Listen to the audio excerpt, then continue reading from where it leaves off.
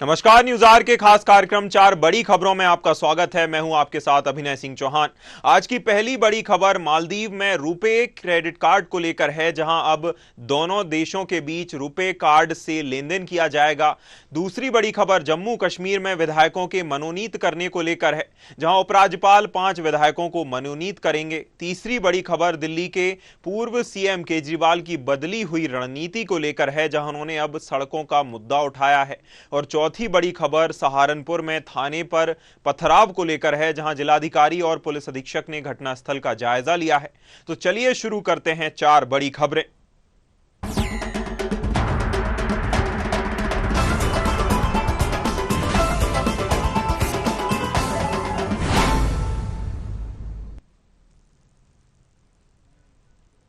मालदीव में रुपे कार्ड से भुगतान की शुरुआत हो गई है, जहां प्रधानमंत्री नरेंद्र मोदी और मालदीव के राष्ट्रपति मोहम्मद मोइजू इस तरह के पहले लेन देन के गवाह बने।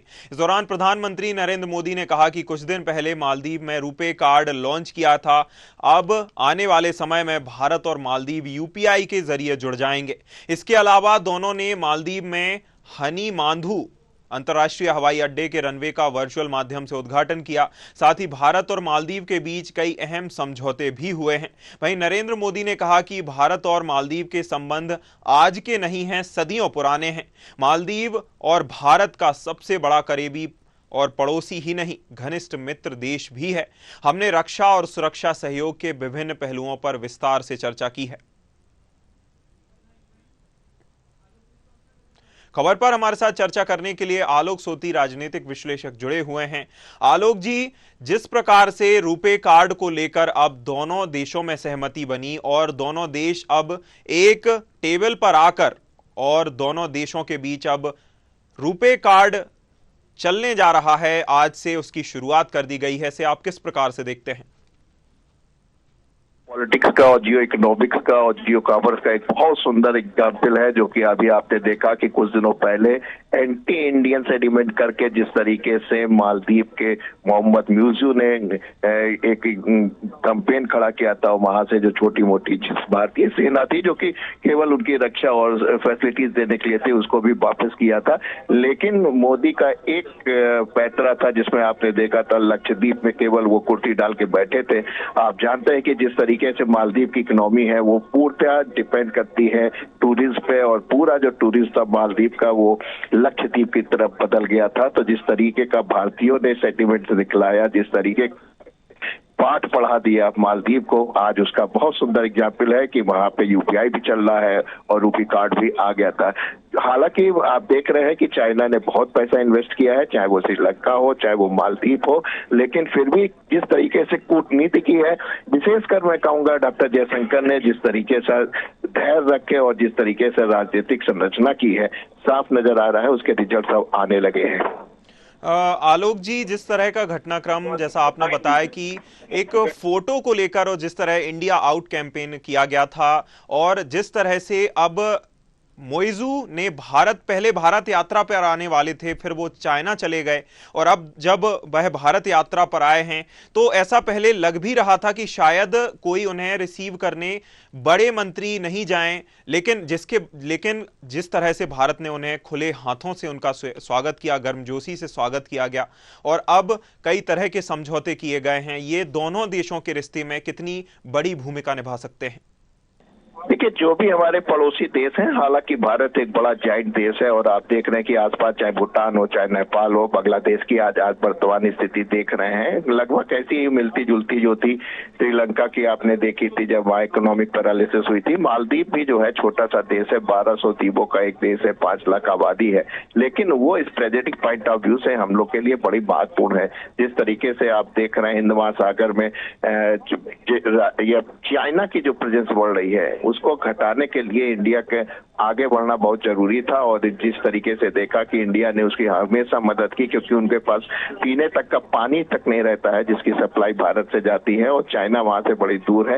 हालांकि चाइना ने काफी बिलियंस डॉलर वहां पे इन्वेस्ट किए थे, लेकिन फिर भी जो आवश्यकता है वो भारत ही पूरी कर सकता है। सबसे बड़ा उनका जो टूरिज्म का था, हालांकि चाइना ने बोला था कि हम अपने टूरिस्ट का इनफ्लो मालदीव की तरफ कहेंगे, लेकिन उसके अच्छे आशातीत रिजल्ट नहीं आए। लेकिन जिस तरीके से हिंदुस्तान के टूरिज्म मालदीव जाते करते हैं, उनकी इकोनॉमी को सर्वाइव कराते हैं, उससे एक बार मोहम्मद मोइज़ू को फिर झुकना पड़ा और भारत की कूटनीति और आप कह सकते हैं कि जो जियो पॉलिटिक्स, जो इकोनॉमिक्स, जियो कॉमर्स जो है, फिर से एक सफलता का उसने एक नया मापदंड। बिल्कुल, भारतीयों के राष्ट्र प्रेम और जिस तरह से भारत की कूटनीति, विदेश नीति लगातार बढ़ चढ़कर बोल रही है, उसी का एक ये प्रमाण है कि इंडिया आउट का कैंपेन चलाने वाला देश आज इंडिया इन और रुपे कार्ड भी चलाने को मजबूर हो गया है। बहुत शुक्रिया आलोक जी आपका जुड़ने के लिए, अहम जानकारी साझा करने के लिए। जम्मू कश्मीर में 8 अक्टूबर को विधानसभा चुनाव के रिजल्ट के तुरंत बाद 5 विधायकों को मनोनीत किया जाएगा, जहां गृह मंत्रालय के आदेश पर जम्मू कश्मीर के लेफ्टिनेंट गवर्नर मनोज सिन्हा 5 लोगों को विधानसभा के लिए नॉमिनेट करेंगे। ऐसे में विधायकों की कुल संख्या 95 हो जाएगी और बहुमत का आंकड़ा बढ़कर 48 हो जाएगा।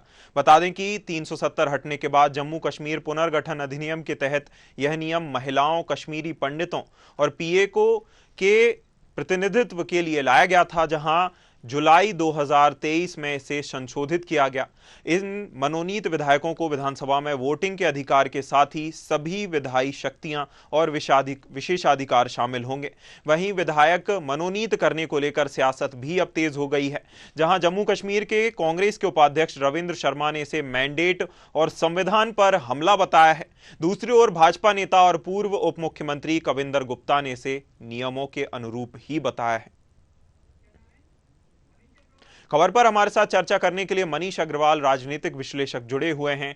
मनीष जी, मनोनीत होंगे, कल रिजल्ट आएगा, इसके बाद सरकार किसी की भी बनेगी, लेकिन 5 विधायक मनोनीत किए जाएंगे और एक तरह से उपराज्यपाल के प्रतिनिधि ही माने जाएंगे। जो मनोनीत किए जाने हैं जो विधायक, इसे आप किस प्रकार से देखते हैं? क्या यह नियमों के विपरीत है और क्या यह मैंडेट पर हमला है? देखिए, नियमों के विपरीत नहीं है। अगर हम इस देश के संविधान का अध्ययन करेंगे तो पौंडीचेरी भी एक केंद्र शासित प्रदेश है। पौंडीचेरी में भी 3 विधायक नॉमिनेट होने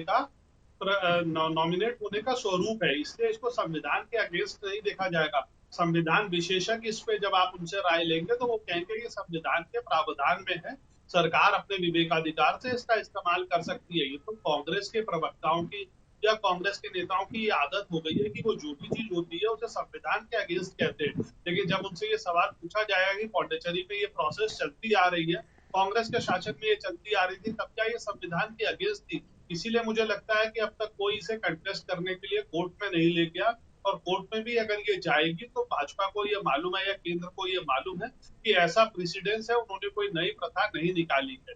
इसलिए मुझे लगता है ये कानून के साथ। बिल्कुल, कानून के तो साथ है ही। क्या जब कल माफ कीजिएगा मनीष जी, जिस तरह से एग्जिट पोल निकलकर सामने आए हैं जम्मू कश्मीर के, इसमें कहीं ना कहीं दोनों ही जो भाजपा और जो नेशनल कॉन्फ्रेंस और कांग्रेस हैं, दोनों ही को कहीं ना कहीं बहुमत तो मिलता नहीं दिखता, लेकिन जिस तरह से पीडीपी या अन्य दल हैं, उनके सहयोग से दोनों ही दल आपस में गठजोड़ कर कैसे भी सरकार बनाने के लिए और सोचेंगे। लेकिन जिस तरह अगर 5 विधायकों को मनोनीत किया जाएगा, ऐसे में क्या इनके समीकरण गड़बड़ा सकते हैं? देखिए, ये समीकरण एक अलग चीज है, राजनीति एक अलग चीज है, लेकिन जो संविधान है, जो कानून है, उसका पालन सबको करना चाहिए। अगर मनोनीत करने का पहले से प्रावधान है और केंद्र शासित प्रदेश में है तो यहाँ पे क्यों नहीं होना चाहिए, वो एक अलग विषय है। लेकिन कल मुझे ऐसा लगता है कि थोड़ा सा एग्जिट पोल ज्यादा बोल रहे हैं। भाजपा जो है वहां सबसे बड़ा दल उभर के आएगा जम्मू कश्मीर के इन चुनावों में। और दूसरा परिप्रेक्ष्य देखने वाला ये है कि 370 हटने के बाद कल हमें ये भी देखना होगा कि श्रीनगर में जितने भाजपा की कैंडिडेट्स ने चुनाव लड़ा है, उनकी वोटिंग परसेंटेज क्या रहती है, क्या वो अपनी जमानत बचाने में सफल रहते हैं, क्या उनके जनाधार में परिवर्तन आता है, क्या भाजपा वहां पे फॉर्मिडेबल फोर्स के लिए उभर के आती है। ये हमें देखना होगा, क्योंकि ये चुनाव उस एनालिसिस को दर्शा देंगे कि सुधारों को कैसे लिया जा रहा है। जीत और हार एक अलग चीज है। जब पहले बहुत से मुद्दों पे भाजपा की पार्टी का गठन हुआ, इन्होंने राम मंदिर का मुद्दा उठाया 1990 में, तो क्या ये उसके बाद चुनाव नहीं हारे? उसके बाद इनकी जो सरकारें थी वो नहीं गई। लेकिन अगर आप अपने मुद्दों को लेके चलते हैं, जनता को समझाने की कोशिश करते हैं, तो धीरे धीरे उन परिस्थितियों में परिवर्तन आता है। इस बार 2024 के चुनाव में आपने देखा होगा भाजपा ने पहली बार उड़ीसा में सरकार बनाई है, 2/3 बहुमत से ज्यादा की सरकार बनाई है। क्या कोई एग्जिट पोल इसको कह रहा था?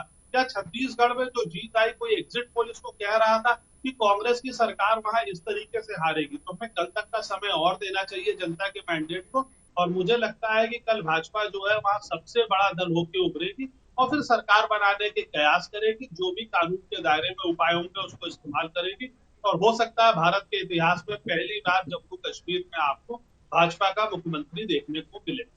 बिल्कुल, इसी से एक और सवाल निकलकर सामने आता है मनीष जी, जैसा आपने भाजपा की जीत हार की बात करी और लंबा इतिहास भी बताया, जो 5 विधायक मनोनीत किए जाने हैं, ज्यादातर विपक्ष का यही सवाल है कि इनका फायदा भाजपा को ही मिलेगा। तो सवाल भी यही है कि इसका कितना फायदा भाजपा को मिलेगा 5 विधायक मनोनीत करने का? देखिए, हमें इन 5 विधायक का मनोनयन जो है फायदे और नुकसान के रूप में नहीं देखना चाहिए। ये एक संवैधानिक प्रोसेस है, महिलाओं को और लोगों को आगे बढ़ने का मौका दिया जा रहा है। जो सरकार सत्ता में होती है वो इनका फायदा उठाती है। राज्यसभा में भी बहुत से सदस्य मनोनीत करे जाते हैं। मनोनीत होने के बाद वो जिस सरकार की तरफ से करे जाते हैं या जो उनकी विचारधारा होती है वो वोटिंग तो करते हैं ना, उसके लिए उनके वोटों को गिना जाता है। तो जो भी सरकार एक प्रोसेस कर रही है कि कश्मीरी पंडितों को, महिलाओं को वहां की मुख्य धारा में जोड़ा जाए, हमें इस चीज के प्रति उत्साह दिखाना चाहिए कि जिन लोगों को नुमाइंदगी नहीं मिलती थी, आज उन लोगों को अपनी बात कहने का मौका मिलेगा। वो अपनी जनता के लिए काम कर पाएंगे और एक बेहतर ढंग से उनकी समस्याओं को वहां पर रख पाएंगे। आपने देखा होगा कश्मीरी पंडितों की कितने सालों से समस्या चल रही है, लेकिन जब उनका रिप्रेजेंटेशन नहीं है तो वो अपनी बात नहीं कर पाते, तो उन्हें बात कहने का पूरा मौका मिलेगा। फायदा नुकसान जो भी होगा वो राजनीतिक होगा, लेकिन देश की राजनीति में एक ये अच्छी पहल होगी कि उन लोगों को अपना मौका तो कम से कम मिलेगा अपनी बातें व्यक्त करने का। बिल्कुल, सियासत अपनी जगह है, प्रतिनिधित्व तो मिलना ही चाहिए और प्रतिनिधित्व ही उत्साहित करने वाला है। बहुत शुक्रिया मनीष जी आपका जुड़ने के लिए, अहम जानकारी साझा करने के लिए।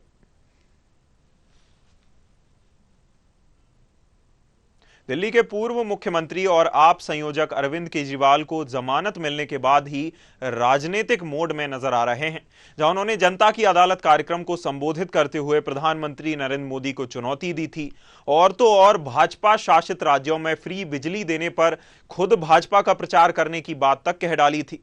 और अब दिल्ली की सड़कों की मरम्मत को लेकर मुख्यमंत्री आतिशी को पत्र लिखने की बात कही है, जिसके बाद उनके बगल में बैठी मुख्यमंत्री आतिशी ने कहा कि हमें पत्र मिला था, जिसके बाद तुरंत सड़कों की मरम्मत के लिए काम शुरू कर दिया गया, टेंडर भी जारी कर दिए गए हैं।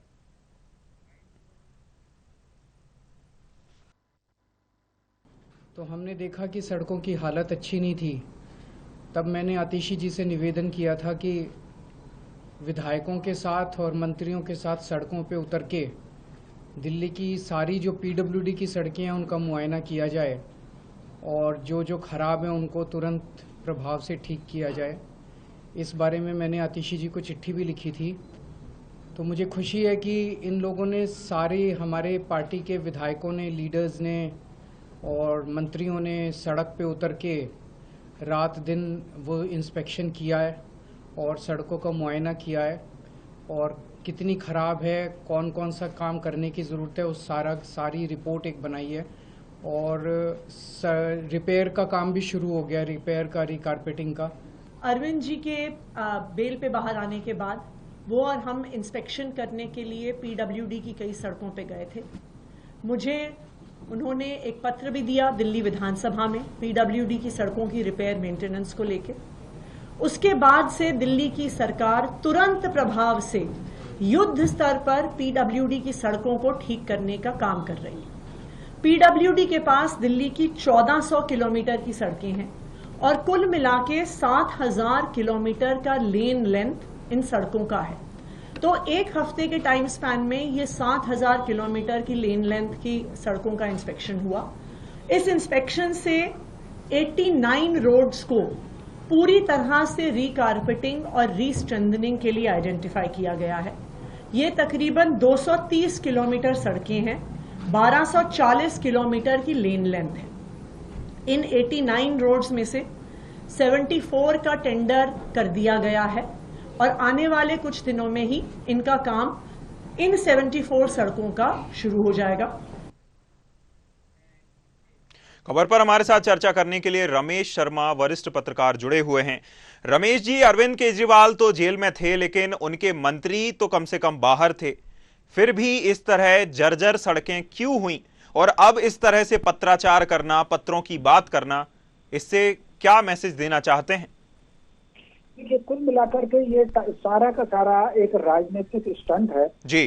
अरविंद केजरीवाल जिस मानसिकता के हैं वो बहुत हाई लेवल की, जिसको कूटनीति कह सकते हैं, उस मानसिकता के हैं। तो मोटे तौर पर क्योंकि वो जेल में थे और जेल में थे तो उन्होंने सारा काम इसलिए बंद कराया ताकि मैसेज ये चला जाए कि अरविंद केजरीवाल के जेल में होने के कारण सब कुछ नष्ट हो रहा है और उनको जेल में बेकार बंद किया और उनके जेल में जाने से जन समस्याएं खड़ी हो गई। ये वातावरण बनाने के लिए सरकार ने कोई काम किया नहीं। अब वो जब लौट करके आए तो सब लोग ही जानते हैं कि आतिशी कोई और तो है नहीं, उनके एक प्रकार से रबर स्टैंप जैसी हैं। फिर भी उन्होंने पत्र लिखा, मीडिया में आए, जनता में फैला और फिर ये मैसेज देना अब कि केजरीवाल जी आए और उनको लोगों की चिंता है और सड़कें उनके आते ही सड़कें बनने का काम शुरू हो गया। तो मोटे तौर पर ये पूरा का पूरा राजनीतिक स्टंट है। और चूंकि केजरीवाल जी स्वयं भी और आतिशी स्वयं भी, उनकी जो पृष्ठभूमि है वो वामपंथी, लेनिनवादी और मार्क्सवादी पृष्ठभूमि है। आतिशी के जो माता पिता थे वो भी, उन्होंने उनका जो सरनेम रखा था मार्क्स और लेनिन को मिलाकर के जो सरनेम बनता है वैसा उन्होंने सरनेम रखा था। तो कुल मिलाकर के जन सहानुभूति लेना और अपने वोट बैंक को मजबूत बनाए रखना, ये एक प्रकार से एक राजनीतिक इनका स्टंट है। और मैं समझता हूँ हर राजनीतिक दल को अपने वोट बैंक को साधने के लिए जितने भी तिकड़म हो सकते हैं वो सब करना चाहिए। वही सब केजरीवाल कर रहे हैं जी। अरविंद केजरीवाल जेल से निकलने के बाद इस तरह के जो पत्राचार पत्र की बात कहते हैं, जबकि आतिशी जो कि अब मुख्यमंत्री बनाई गई हैं, वह अपने आप को भरत और केजरीवाल को राम बताती हैं। और लेकिन फिर अगर जब वह भरत और राम हैं तो इस तरह पत्र लिखने की जरूरत क्यों पड़ी? बगल में बैठी हैं, बगल में कह सकते थे कि रोडों की माफ कीजिएगा, सड़कों की मरम्मत करानी है। देखिए, कुल मिलाकर के जैसा कि मैंने पहले ही कहा है जी, ये केवल मीडिया में जाना और मीडिया के माध्यम से जनता को ये बात देते हैं ना, और जिस तरीके से ये पंचायत लगा रहे हैं तो ये लगभग वैसी ही पंचायतें चीन में जब क्रांति हुई थी 1918-17 के आसपास, तो वो जो इस तरह की पंचायतें वहां भी लगाई थी। और जार के शासन के अंत के लिए कम्युनिस्ट पार्टी जब प्रकट हुई थी तो रूस में भी इसी तरीके से पंचायत लग करके और जन भावनाओं को अपने पक्ष में करना और कहीं ना कहीं केंद्रीय सत्ता के विरुद्ध करना। इस आज की उनकी जो पंचायत में दो ही बात हुई, उन्होंने मोदी जी को टारगेट किया, जन समस्याओं को उभारा और आतिशी जन समस्याओं के लिए काम कर रहे हैं, ये बातचीत थी।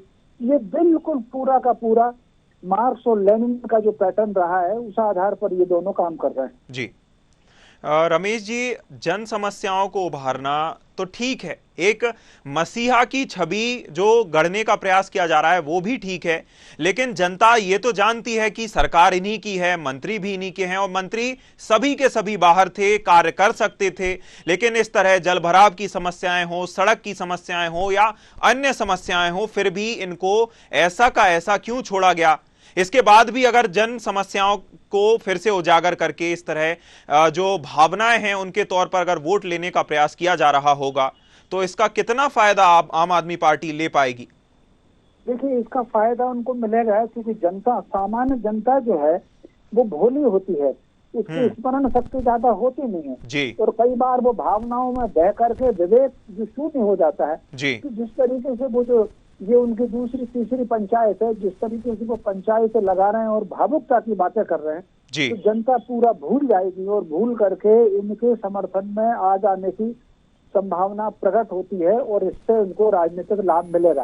और क्योंकि चुनाव अब आने वाले हैं तो एकदम जब एक परिवर्तन आएगा, नई अच्छी सड़कें मिलेंगी तो बस उनको लगेगा केजरीवाल जी बहुत अच्छा काम कर रहे हैं, अच्छा काम कर रहे हैं, इनको वोट दो जी। रमेश जी, इसी जो आपकी एक बात थी कि जन समस्याएं उठा रहे हैं और भूल जाएगी जनता, लेकिन जैसा कि उन्होंने चैलेंज किया प्रधानमंत्री को कि जल्द से जल्द नवंबर और दिसंबर में ही चुनाव करा दीजिए, तो जिस तरह से उन्होंने चैलेंज किया प्रधानमंत्री को, अगर और लेट चुनाव होते हैं तो क्या इसका सीधा फायदा आम आदमी पार्टी को मिलेगा जितना लेट चुनाव होगा?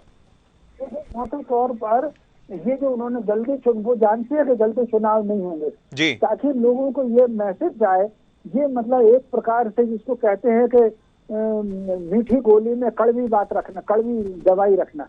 तो ये कहीं ना वो जानते हैं कि जल्दी चुनाव बिल्कुल नहीं होंगे, लेकिन उसके बाद भी ये कहने का अर्थ केवल ये है कि जनता को ये मैसेज देना चाहते हैं कि केजरीवाल जी की ये जो पंचायत है, उनका पत्र है, इसका चुनाव से कोई संबंध नहीं है, सारे के सारे काम वो जनहित के लिए कर रहे हैं और चुनाव की उनको कुछ बहुत ज्यादा चिंता नहीं है। ये केवल इसलिए दिखाने के लिए और मीडिया में ये बातें सुर्खियों में आए। अगर वो ये बात ना कहते तो अपन क्या चर्चा कर रहे होते जी। तो मीडिया में सुर्खी बनाने के लिए ये सारे स्टंट हैं। बिल्कुल जी। रमेश जी, बहुत शुक्रिया आपका अहम जानकारी के लिए, हमसे चर्चा करने के लिए।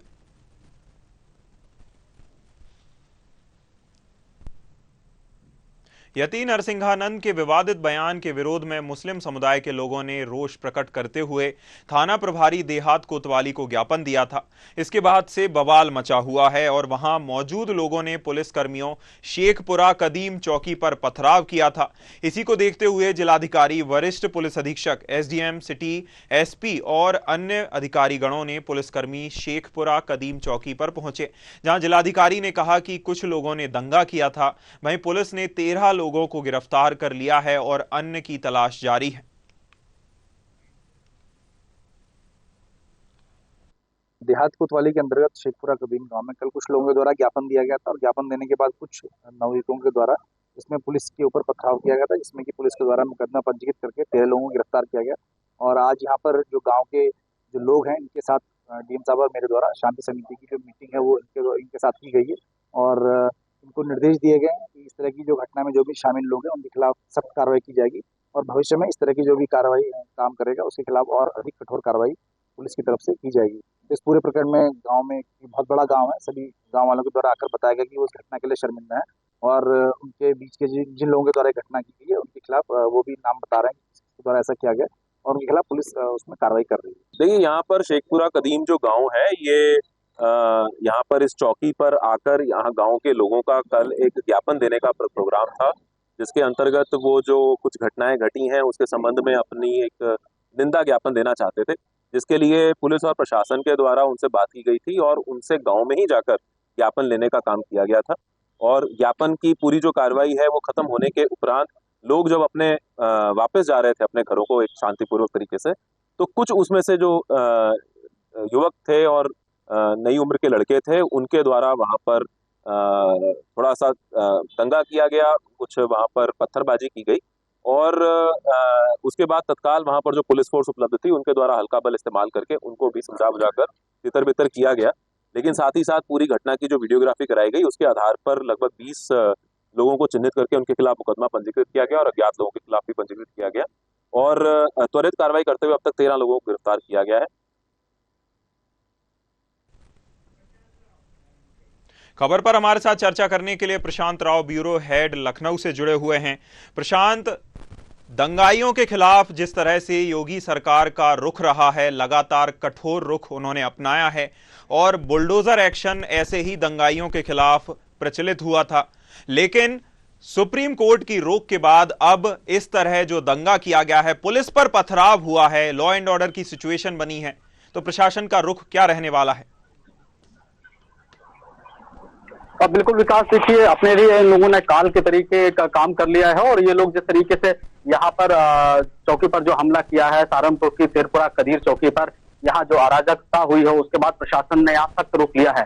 और ताजा हालात बता दूं आपको, करीब 20 लोगों की अब तक गिरफ्तारी हो चुकी है और 10 लोगों की यहाँ जो है अभी भी गिरफ्तारी को लेकर दबिश दी जा रही है। उत्तर प्रदेश के सहारनपुर में जिस तरीके का ये मामला हुआ है उसको लेकर कहीं ना कहीं जो नाराजगी प्रशासन के अंदर भी है और स्थानीय लोगों को मनाने की कोशिश की जा रही है। हाँ, एक मामला जरूर हुआ था गाजियाबाद के डासना शक्ति धाम में, जहां के महंत ने जो हजरत मोहम्मद पैगंबर हैं उनको लेकर कोई टिप्पणी की थी, जिसके बाद ये नाराजगी सामने आई और उसके बाद यहाँ के जो लोग थे शेखपुरा कदीर के, इन्होंने एक जो है प्रशासन को पहले ज्ञापन दिया था और ज्ञापन के बाद कुछ जो अराजक तत्व उसमें मौजूद थे उनके द्वारा पुलिस चौकी पर हमला किया गया। यह जो है असंवैधानिक काम था, जिसके बाद 30 लोगों को चिन्हित किया गया था। अब तक 20 लोगों की गिरफ्तारी हो गई है। पुलिस प्रशासन मौके पर मौजूद है। चारों तरफ पुलिस ने जो है शेखपुरा गांव के आसपास जो है कड़ी सुरक्षा मौजूद कर दी है। चप्पे चप्पर पर पूरी नजर रखी जा रही है और जो अराजक तत्व चिन्हित हुए उनकी गिरफ्तारी की कोशिश की जा रही है। पुलिस की कई टीमें जो लगातार ऐसे अराजक तत्वों के खिलाफ गिरफ्तारी को लेकर दबसे दे रही है। हाँ, सहारनपुर में जो ये मसला हुआ है और उसके बाद सहारनपुर जिला प्रशासन पूरी तरीके से अलर्ट मोड पर है और जहां भी किसी भी तरीके के इनपुट्स मिल रहे हैं, ऐसे कुछ नेता थे विपक्षी दलों के जो इस माहौल को और गर्म करना चाहते थे, उनको नजरबंद किया गया है, उनको हाउस अरेस्ट कर दिया गया है। उसके बाद ये जो मामला है वो थम पाया है। सहारनपुर में देखिए यहाँ पर जो सांसद हैं वो कांग्रेस पार्टी के हैं और चर्चित नाम है इमरान मसूद। उनसे भी प्रशासन ने यही अपील की है कि किसी भी तरीके से समुदाय विशेष के लोगों को समझाया जाए और आगे किसी भी कोई भी अगर कार्रवाई होती है तो उससे जो प्रशासन है वो अलर्ट मोड में दिखाई देगा। कार्रवाई होगी, उसमें किसी प्रकार की राजनीति बर्दाश्त नहीं की जाएगी। डीएम एसएसपी ने लोगों को सख्त दिशा निर्देश दे दिए हैं कि अगर दोबारा किसी भी अराजक तत्व के द्वारा या किसी भी धर्म विशेष के मौलाना या किसी अन्य के द्वारा कोई भी गतिविधि देने को लेकर हवा दी या लोगों को भड़काने की कोशिश की या कोई बयानबाजी की तो उन पर कानून के तहत सख्त कार्रवाई की जाएगी, ये हिदायत दे दी गई है। हालांकि शेरपुरा कदीर के जो गांव के लोग हैं उन्होंने इस घटना की निंदा की है और जो अराजक तत्व हैं उनकी गिरफ्तारी की मांग भी की है। उन्होंने कहा कि इन लोगों ने जो है गांव का माहौल खराब करने के साथ ही प्रशासन के ऊपर जो हमला किया है, पुलिस चौकी पर जो हमला किया है, ये निंदनीय है। हालांकि वहां के स्थानीय मुस्लिम लोगों ने इस घटना का विरोध जताया है और अभी तक 20 लोगों की गिरफ्तारी होने के बावजूद 10 लोग जो शेष हैं उनको लेकर लगातार पुलिस की तरफ से जो दबिश दी जा रही है। लगातार उत्तर प्रदेश पुलिस मुख्यालय इस घटना पर नजर बनाए हुए है, इनपुट्स वहां से जुटाए जा रहे हैं, आसपास के जिलों में भी अलर्ट रखा गया है और इसके साथ ही यहाँ की सोशल मीडिया जो यूज की जाती है इस क्षेत्र के लोगों की, उस पर भी पुलिस की बराबर जो है निगरानी बनी हुई है और इसके साथ ही पुलिस के द्वारा भी सोशल मीडिया पर पूरी निगरानी बनाई रखी गई है ताकि किसी प्रकार से कोई भड़काऊ मैसेज ना यहाँ से दिया जाए ताकि आगे किसी भी तरीके की गतिविधि अनियंत्रित हो जाए। बिल्कुल, लगातार गिरफ्तारियां की जा रही हैं, लगातार इस मामले में जांच जारी है। देखना होगा कि प्रशासन इस पर आगे क्या एक्शन लेता है और क्या जैसा बुलडोजर एक्शन उदाहरण बनाया गया था इसी तरह का कोई उदाहरण बनाया जाता है या आगे क्या कार्रवाई प्रशासन की ओर से की जाती है। बहुत शुक्रिया प्रशांत, जुड़ने के लिए, अहम जानकारी साझा करने के लिए। 4 बड़ी खबरों में फिलहाल इतना ही, मुझे दीजिए इजाजत, नमस्कार।